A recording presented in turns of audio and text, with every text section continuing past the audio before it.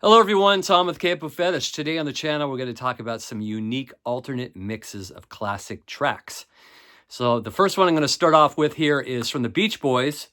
So going back to 2000, they released a really cool documentary called Endless Harmony. Now I know there was one just released by Disney. I haven't seen it yet, but I think it kind of treads the same kind of information that this one does. Kind of goes over the same kind of story.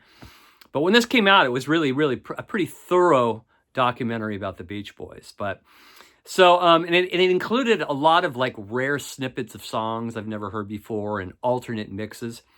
But I got to tell you, the one real gem on here is the remix. Not even a remix, it's just an alternate mix of the song Till I Die, which was originally featured on the album Surf's Up from '71.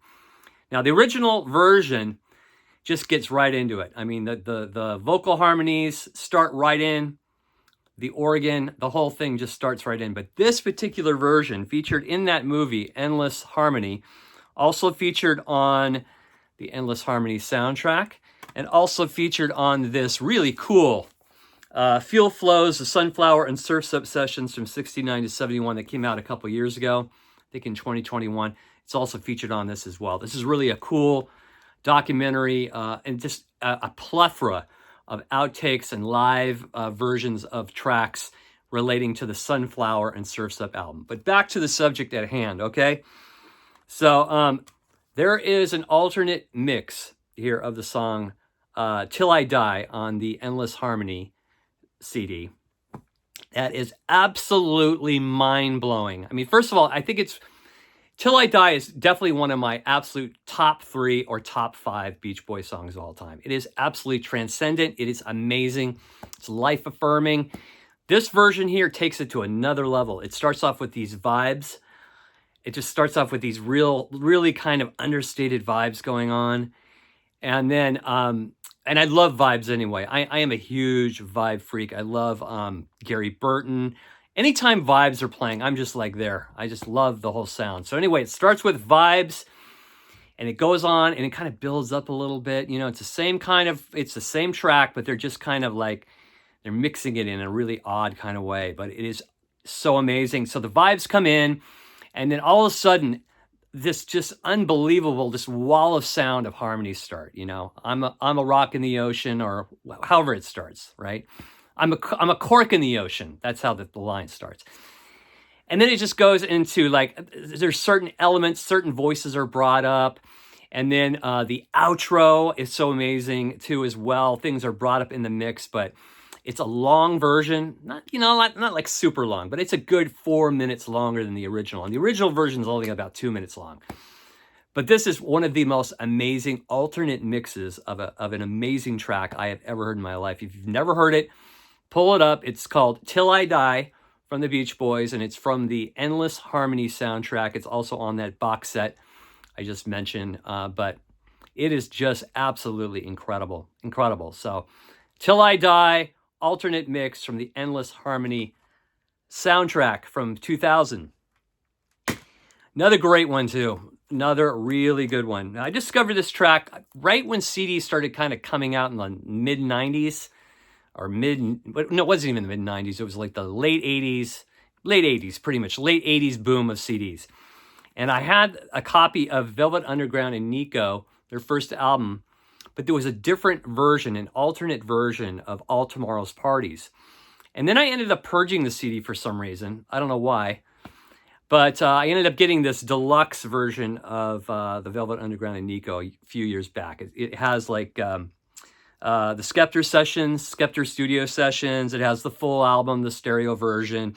It has the factory rehearsals from '66, but it also offers up about 5 different alternate versions from the album. And the one I'm talking about is All Tomorrow's Parties with Nico. So the original version had a double track vocal with Nico singing on it, which is cool. I mean, it's an absolute legendary track from Velvet Underground. But this particular version just has her singing one track. It's just a solo vocal over the backing track. And it is so amazing. Her voice, it's just, I mean, it really is like early goth to the T, this particular version. Her voice is so haunting and eerie. And it's up front in the mix. and there's no double track vocal. It's just that single vocal, and it's played against that original backing. It is so incredible. If you ever heard this, check this out. All Tomorrow's Parties. It's called the alternate single voice version. So just one vocal from Nico, not a double track vocal. Another really, really great one. When I first picked up this album years ago, 1970s James Gang Rides Again from 1970, the track that I was really drawn to at first was The Bomber. And I loved all the parts that went on, you know, Closet Queen, Cast Your Fate to the Wind, you know, before it went back into the main verse. So I never knew that there was another version of an alternate version of this particular track. And it was on early pressings, but you know, I don't know how many were printed. I don't know if that was just the first pressing, but anyway, when the CD era came, I picked up a version of the James Gang Rides Again.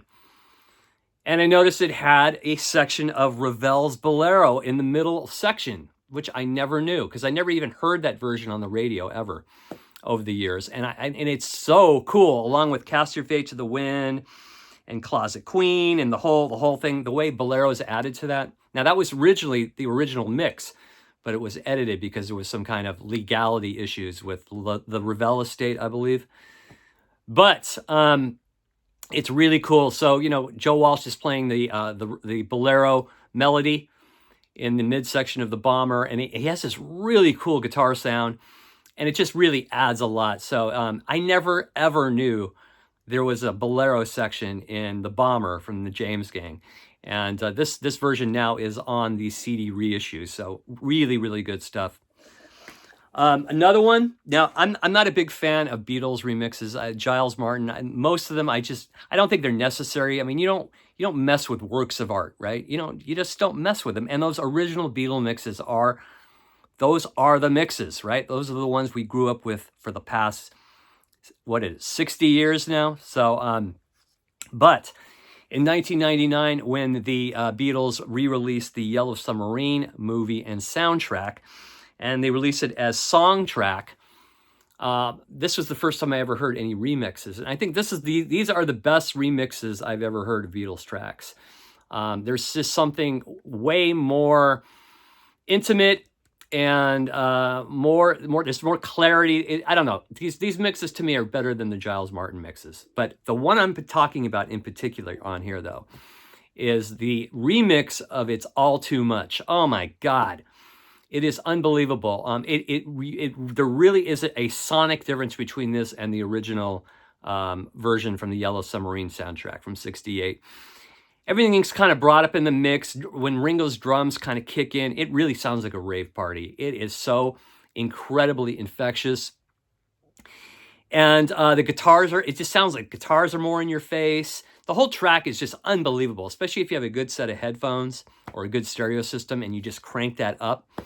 Just absolutely timeless and an incredible mix. So I'm sure a lot of you have heard this mix. And we have not heard a Giles Martin remix yet, but this mix here is the definitive mix of this track. It is really it's just fantastic. So It's All Too Much from the soundtrack or song track from the Beatles' Yellow Submarine. Great alternate mix. Another really cool one too, when the Byrds re-released all their albums in the late 90s and included bonus tracks and alternate takes and such. There was just an array of amazing tracks to go through. Some of the best bonus tracks I've ever heard are on these Byrds re-releases. So the notorious Byrd Brothers, there's a song on here called Draft Morning, and it fades right into Wasn't Born to Follow. Kind of fades out. Wasn't Born to Follow starts with that really cool guitar.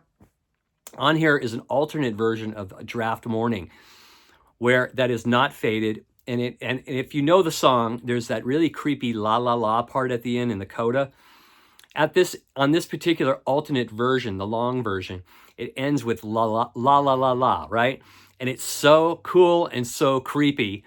I wish they would have included this on the original album, but it makes sense though, because the first side, they're all kind of segueing into one another. So, but it's really worth checking out. If you've never heard it, the alternate ending of Draft Morning from the notorious Byrds brothers. Good stuff. Another one, too, if you're aware of the Kinks low-budget album, you know they had a huge hit with Wish I Could Fly Like Superman. So on this album, this version's about 3 minutes. 3 minutes, 40 seconds, something like that, right? But the version I love is the 12-inch version here, which goes on for about 6 minutes, has an extra verse on it. And for some reason, I just feel like this version, too, packs more of a punch than the LP version from Low Budget. The bass is really in your face, and Dave Davies' backup vocals are really high in the mix. And at the end, during the chorus, there's a long chorus, you know, Superman, Superman. It is fantastic. So if you've never heard the long version of Wish I Could Fly Like Superman, check it out from the 12-inch single. That's another great one. Bob Marley, his album Kaya, the song Is This Love, included on the Legend album, an absolute one of Marley's greatest tracks. But on his Songs for Freedom box set from the early 90s, there is an alternate mix of Is This Love with a horn section that is so fantastic. I mean, I love the original version of the track, but something about the horns that they added to this particular mix, really, really good, really good. And then 1967, the Rascals put out a single called It's Wonderful. And there's 3 alternate versions of this particular track. First of all, the single track here has this bonus sound effect coda to it. And that wasn't featured on all the other versions. So the version on the Rascals' Greatest Hits Timepiece is just without that coda. And then the version on Once Upon a Dream has just a snippet of that coda. But I really love the single version the best. It's really, really cool. And that's the first version I ever heard. I remember picking this up at Kmart, this single. Not this particular version here that I'm holding up, but the original one I bought, I remember buying it at Kmart for like 25 cents. They had like a blowout when I was about 8 years old of all these CDs, or CDs, not CDs, 45s. And I picked this up not even knowing what the song was, and I was blown away by the coda. So anyway, there you go, folks. If you have any more to add to the mix, throw those in the comments section. As always, thanks for watching. If you haven't subscribed, just press the subscribe button. It's free. Take care, everybody. Bye-bye.